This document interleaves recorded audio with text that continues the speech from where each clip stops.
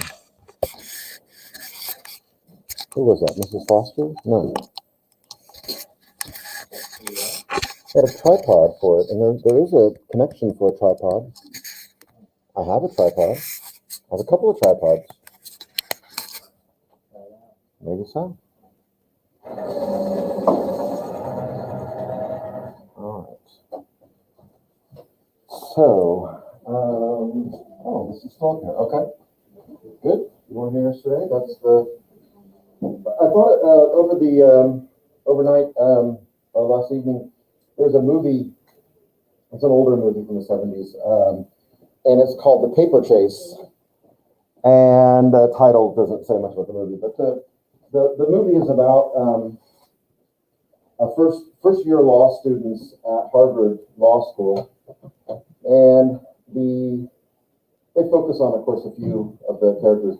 The opening scene of the movie is the credits are rolling, and you see an empty classroom, like an auditorium type classroom. And while the credits are rolling, the class begins to fill up with students. There's like no music in the background. It's just the sound of students coming into a classroom, empty to full. And you realize later subconsciously there's a reason, because towards the end of the movie, which is the end of the semester, I think, of the first year law school year, that class, which was full on day one when the credits rolled, is now down to just a few. Not few, but they're much more spread out. You know, there's much fewer people there that they've dropped out of that class, out of law school altogether. And of course, you would imagine people who are accepted to Harvard Law would come from good universities. They've been challenged. They've had lots of difficult courses already from well-known universities, and everyone who gets accepted there probably is a hotshot student where they came from. They were a big fish in a little pond, and now they're a little fish in a big pond. And the professor comes in the first day and says, "My name is Dr. So-and-so, and I'm going to teach this class by the Socratic method. I'm going to ask you questions on the material that you've learned, and I will keep asking you until you don't know the answer anymore, and now I'll go to the next person." That's kind of what I was talking about yesterday. And so everyone seems to think that sounds pretty fair. And by about 2 weeks into the class, people start dropping out, people start leaving, people start changing courses or changing professors or whatever. But the ones who stay, of course, learn quite a lot, but they are pretty challenged by this. And that's what he does. And I don't think that in the movie, at least, the professor ever lectures on, it was contracts. It was a contract law class. He never lectures on contract law. They read cases, they brief these cases, they come to class prepared, and probably a lot of them hope the professor doesn't call on them, even though they prepared for class. But eventually he does call on them, and he is not afraid to maybe even humiliate somebody who is obviously unprepared. Or there's one part where he's talking to this one student, and he keeps pushing him, and the student finally just kind of breaks. It's like he just says, "You, professor, you are a son of a bitch." But when he says that, he says, "You come down here to me, come down here." And he hands him a quarter, and he says, "I want you to take this quarter." And to the student, and I want you to go out the hallway, there's a payphone out there, and I want you to call your mother and tell her there's serious doubt about you ever becoming an attorney. Yeah, in front of the whole class. And that's when he calls him an SOB. And then the professor says, "That is the smartest thing you've said all semester. Get back in here." All right, let's go. Yeah, it's kind of fun. Maybe it's like a teacher fantasy film. They're like, "Yeah, I wanted to say that to people before." But political correctness and snowflakiness has kept me from saying it. Not on my part. I don't want anyone's ego or psyche or anything. But it's the 70s, man. They just yell at you. Peace and love. Yeah, right. Let me talk real quick about this, and then I'll talk about the book and what we're going to be reading in that. So I'm going to erase this here. One of the problems in discussing Socrates is sources for Socrates. And how do we know about him? And the thing is that Socrates, as wise as he must have been, never wrote anything down. Never wrote anything that we know of. We only know about him through, other people who knew him or knew of him. There's three main sources, and we'll talk about those. But he never wrote anything down. Now, it's hard to believe somebody in today's world, if you never wrote anything down, if you just, didn't bother with it, and you relied on other people to write those things down for you, and without even asking them to, they just are doing it anyway. There's the chances of you ever becoming famous or highly thought of throughout history, what are we now, 2,600 years later, those chances go way down if you don't write something yourself. Today, you get in the smallest little scandal somewhere, and you got book publishers calling you to do a book deal and offering you lots of money, and I mean, it's the American dream, right? You just fall into a scandal, write a book about it, and retire. Well, there are other people who haven't written anything down who become quite influential throughout history. You got any ideas? Never wrote a word down that we know of, but still, we really, well, the big JC, I would say that would be the top of the list, right? That's a big one, yeah. If we had a Genghis Khan, if we had a gospel according to Jesus, we would just tell Matthew, Mark, Luke, and John, we want to keep you around, but we're going to put you in a separate book over here. We have the gospel according to Jesus now. What if they pulled that out of the Dead Sea Scroll cage, Whoa. I mean, that's a good example. But there's other people, too, who just were too busy or probably maybe didn't think they were going to be that highly thought of in the future. So there was no reason to write anything down or write a book about yourself or autobiography. Well, here's some of our sources we have. One is a guy by the name of Aristophanes. And Aristophanes did one thing. He wrote comedies.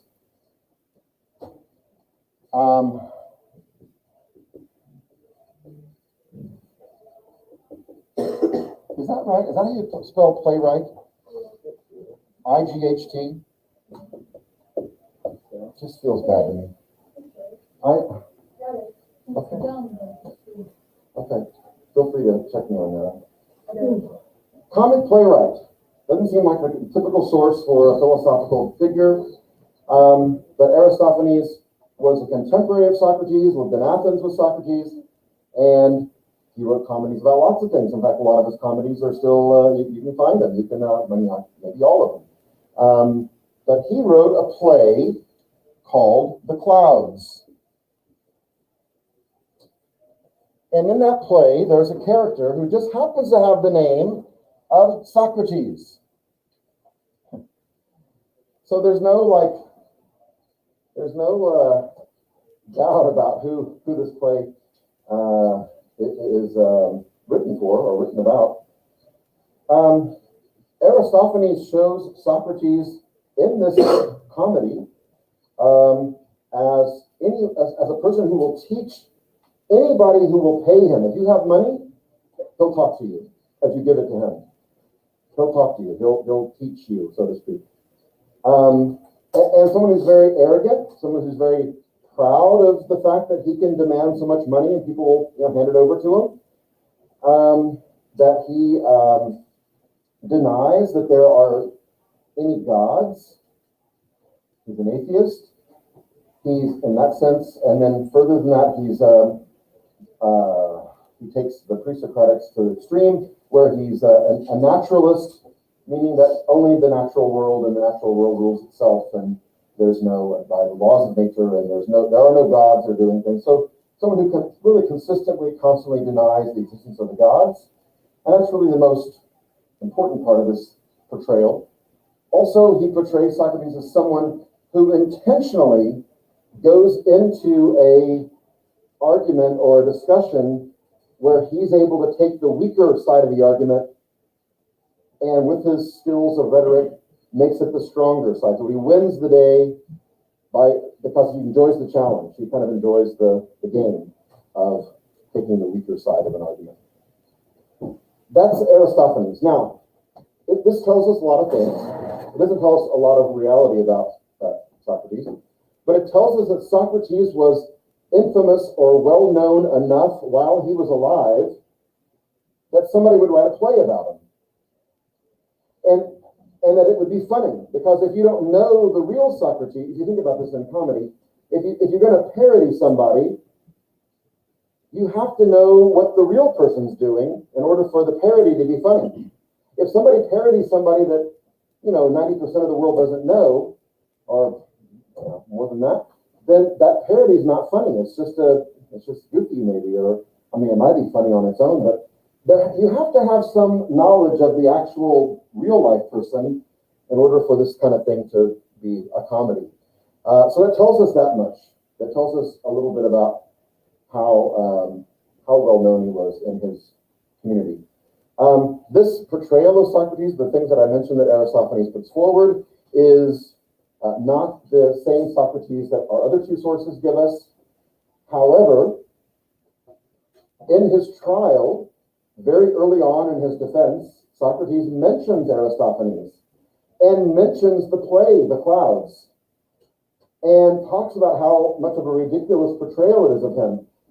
Why does he do that? Socrates mentions The Clouds and Aristophanes because he knows that there are a lot of people that are sitting in judgment of him now, who have his life in their hands, who only know about Socrates through this play, The Clouds. They've had no direct contact with him. They may have heard about him. And so somehow they're taking this comedy, and this is not everybody in the audience, but they're taking this comedy and they're making it real. Like they're saying, oh, well, this guy is, he really is a problem here.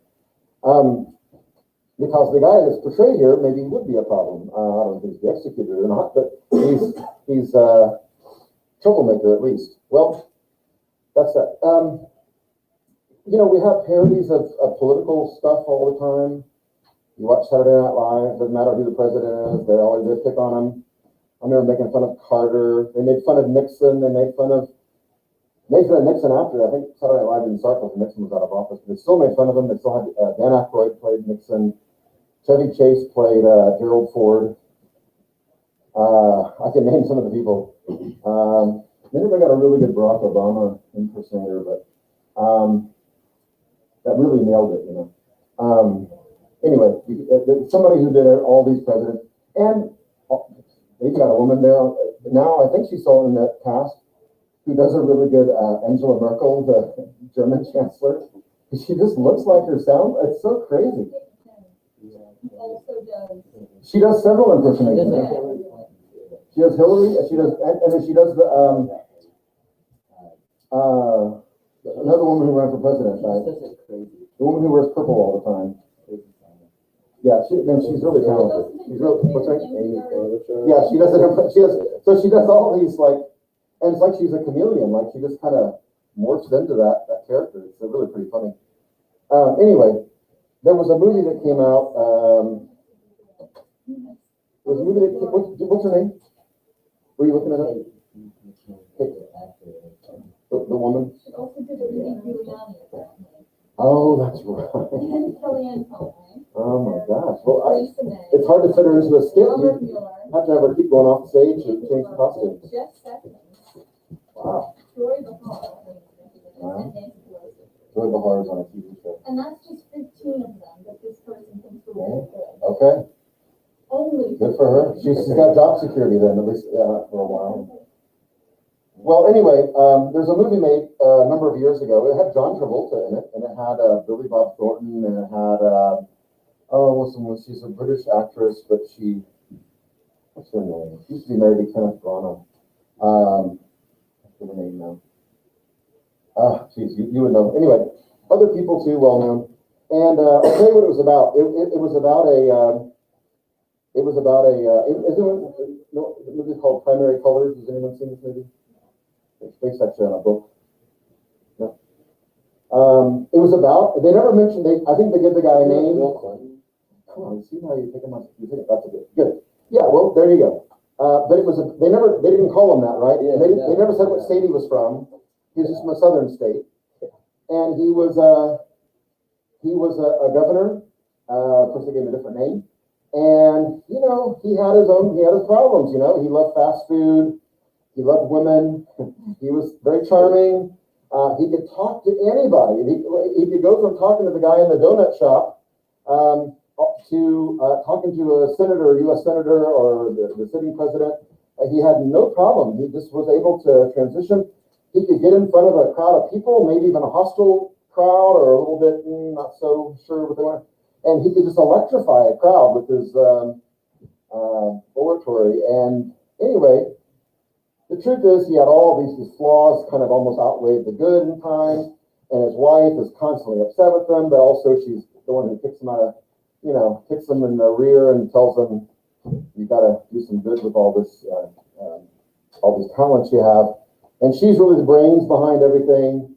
And after a while of watching the movie, you realize, especially when it came out, which I think was in late 90s, early 2000s, it's about Bill Clinton. Yeah? And it was more obvious then than it is now.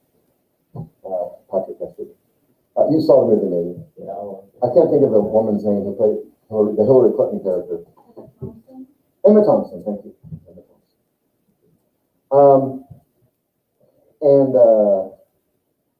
Well, let's say, 100 years from now or 1,000 years from now, they uncover a DVD or, God help us, a VHS tape of,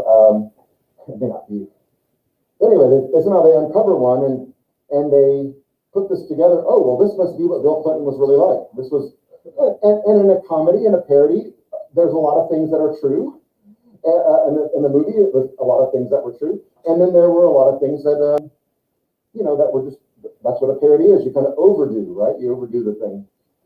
That's kind of this is what Aristophanes does here. He's just having fun. He doesn't expect it to be part of his upcoming trial anytime. But it was a popular play. It's one you can still order it and read it yourself. It definitely portrays a different kind of Socrates than what we're going to talk about coming up here. Another source who has a couple of things he wrote is a guy by the name of Xenophon. There's actually a Xenophon Street in Tulsa I saw a little while ago, over towards west of downtown. Kind of northwest, out by that casino out there. There's a Botanical Gardens area. Anyway, Xenophon was a military general. He was an admirer of Socrates, and they have at least one recorded dialogue. And in that dialogue, the Socratic question, we call it, is, what is courage? Well, this might be something that's important to a general. What is courage? And it's not an adversarial discussion at all. It's one in which they're both sincerely engaging and discussing what it's something that's kind of interesting, actually. And sometimes there's a fine line between being courageous and being stupid. It's like a football coach, you can go for 2 for the win or kick a field goal and go to overtime. If you miss the 2 points, you're an idiot. Yeah, you should have gone into overtime. But if you make it on 2, you're signing a new contract tomorrow for lots more money.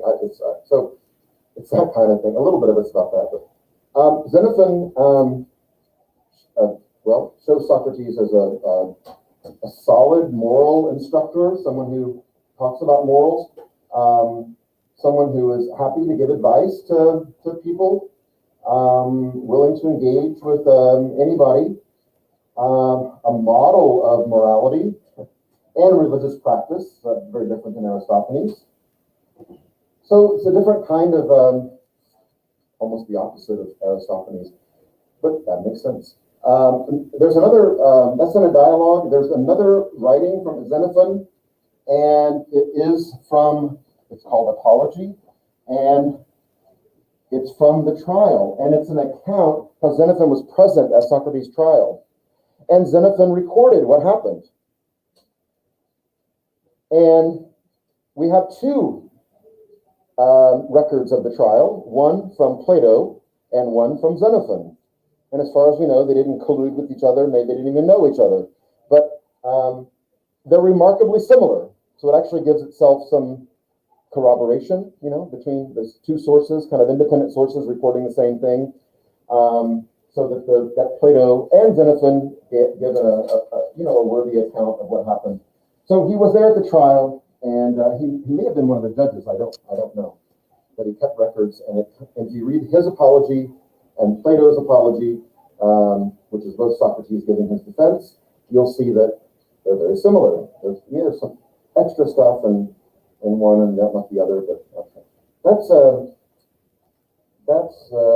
Xenophon. The last one is Plato, which is the most. And Plato records, I think, I really know, but I think it's around 30, it's over 30, it'll say over 30 dialogues. So it's quite a bit of material. Some of those things, I say they're dialogues, they're discussions at least, of whether they're kind of Socratic dialogues. That's not always the case. Some of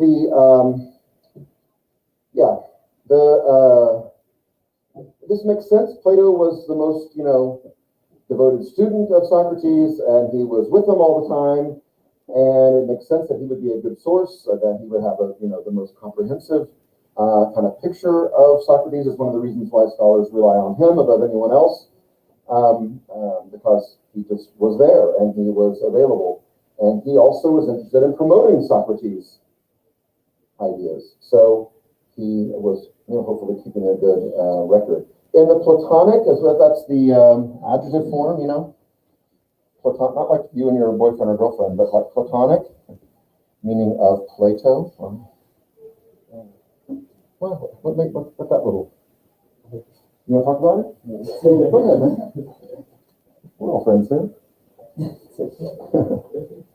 Is it Platonic or Plutonic? A Platonic relationship. It's Platonic. Does that have anything to do with Plato? I don't know. I don't know anything about his love life. Not at all. Socrates was married. Had children. Platonic, is the first relationship. Came from the 16th century Platonic, which is referring to expression of love in the conclusion of the. Okay. Thank you. I wondered about that. I wonder about a lot of things that I just don't take the time to look to Google. Because I'm still of that generation that didn't have Google, so I still think I have to just kind of wander in darkness, And then sometimes I think to myself, wow, if I only had some kind of portable device, like a box or something that I could type into it the questions of the universe, and the answers would come up, that was almost immediately. Wouldn't that be something? And then I realized I have such a device. Hardly ever without it. If I were in the middle of the night and have some question about the universe, I can get an answer, right? It doesn't matter. They work 24/7. All right. Well, this is a different use of the word. Platonic meaning of Plato. The Platonic Socrates is a Socrates who is polite but despises the sophists, though, the teachers of the day. These people who claim to know, people who are taking money for teaching people when he can prove in a matter of very short time they don't know what they're talking about. So he despises the sophists. A Socrates, Plato's Socrates, who denies that he teaches anything, that he's just an asker of questions. Again, one of the reasons why he is confused and they say you're the wisest man. And he doesn't accept money from anybody. And we actually don't know how he lived, how he survived. People maybe donated money to him. And they said, this is not for your teaching. This is just, I want to give this to you. Maybe. And he felt okay with that. So like, I get some clothes. Yeah. Why don't you go get that thing laundered? Yeah. They Okay. drop it down the street. Maybe. Okay. Yeah, it seems like live in a barrel.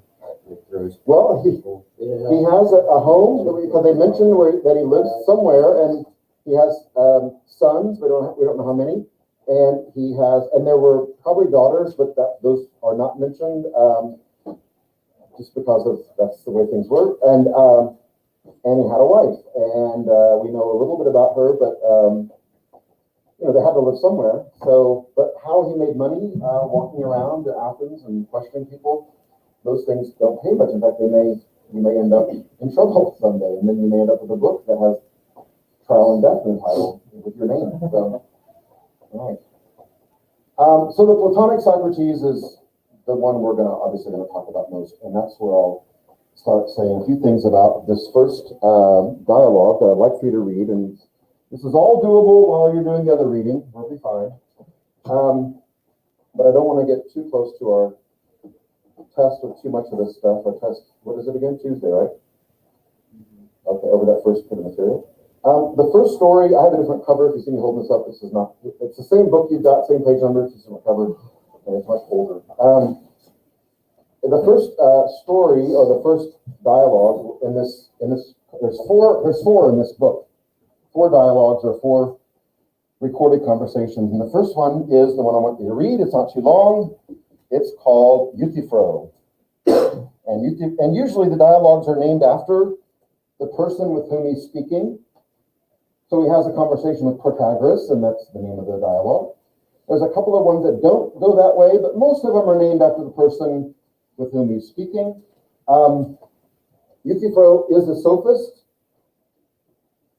There's some good hint in that when they say to each other that Socrates and Euthyphro have had discussions before, that this is not their first time to encounter each other, that they know each other, and that and then later on there's some hints that, like I said, that they've had other discussions. Euthyphro literally meets Socrates on the courthouse steps. Socrates is on his way to his own trial, which is a capital. He's charged with capital offenses. I mean, the pending put to death is something that could happen. So he's on his way to court, and on the courthouse steps meets Euthyphro, who is going to court himself, but not in this trial. There's another trial going on. Yeah, go to a courthouse, there's courtrooms buzzing all the time. And Euthyphro's got his own legal troubles, I guess you would say, although he's not directly involved, he's a witness. But Euthyphro's going to court, and they meet each other, and Socrates does what I would not do, or it wouldn't be on my mind at all, to start up a deep conversation with somebody about a what is blank topic on my way to court where my life is on the line. That would be the last thing on my mind, would be, let's have a philosophical discussion. However, this particular discussion they have is one that Socrates realizes might help him in his trial. If he can get an answer out of Euthyphro, he might be able to apply that to his own situation and, exonerate himself, or at least plead ignorance and say, I thought I was doing the right thing, but I think he says later, but I was converted just recently on the courthouse steps by our good friend Euthyphro. And now I don't want to indulge, in all this, ignorance anymore. I want to live a better life. Yeah. He could have used that information, whether it helped him or, went his way or went the other way. He could at least claim ignorance, or he could say, I'm going to prove to you that I'm right, and Euthyphro helped me. So he appears to be hopeful that Euthyphro might have some little nuggets of knowledge for him. It's interesting because this is now about 40 years, or maybe a little less than 40 years into this mission that Socrates is on of questioning people. So to think that right now on the courthouse steps, that somehow he's going to finally find someone who can enlighten him about something seems to me to be wishful thinking, overly hopeful at best. So as you read it, know that he's been doing this for a long time. So to think this guy's going to enlighten him, I don't know. But he certainly, and you tell me what you think, he certainly appears, Socrates comes off as one who believes or hopes deeply that this can happen.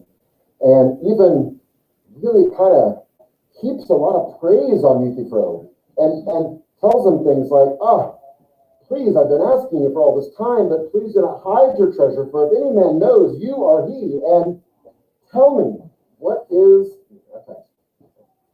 So there's a Socratic question, a what is question, with some kind of virtue following it, and then there's the discussion. And what you're going to see in Euthyphro is what I would say is a very classic, you can very easily identify with numbers or whatever.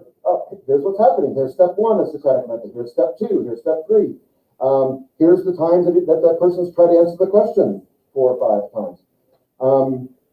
Here's what questions first posed. Here's what the idea that this guy might have an answer is mentioned. You'll see every part of it, every part of Socratic method at work, even at the end. It's a little bit informal, and at the end, Euthyphro is obviously just trying to get away from Socrates, and maybe hoping that he gets the death penalty so they don't ever talk to him again. But he makes kind of an agreement, kind of in passing, that yeah, we should talk about this more. All right, that's Euthyphro. So I want you to look for those things when you read the steps of the Socratic method. Also, I want your opinion about on Monday, is Socrates genuine? Is he sarcastic? Or is he just full of hope? Is he just really hopeful that this is going to be the one? Or is he just being a jerk? Is he just being a real jerk? Even again, this wouldn't be my way of thinking at that point in my life ever went that way, but to be a jerk or to be overly hopeful, or well, maybe to be hopeful, or to be sarcastic. I don't know if I'd be thinking about that at that point. But there he is. So I'll let you decide. You can read it a bunch of ways. You can read it as sarcasm. You can read it as someone who believes that Euthyphro has answers, that he's trying to kind of conceal them from him somehow. Or you could read it as him just enjoying one last kind of cat and mouse game with a interlocutor like Euthyphro, another sophist, one more sophist before I go to prison, right? Maybe go to prison. Who knows? Okay, so I'm going to stop there. If you will read, I think it starts on page 1. I think the page numbers are set up that way. No, it's not really. Yes, page 1 to, is it 13? It's not very much. Sorry, it's longer than that. Page 16. And you'll see it's written like in play format. I mean, not with all the notes and everything, but it's like Euthyphro, and here's his line, and Socrates, So it's a dialogue in that sense. It's not written like in prose or something, like not prose, but a narrative. It's not written in narrative form. It's written like a play. Okay, so that's that for this weekend. We'll talk about it on Monday. We'll stop a little bit early, talk about the test. Tuesday, and then we'll move on from there. All right?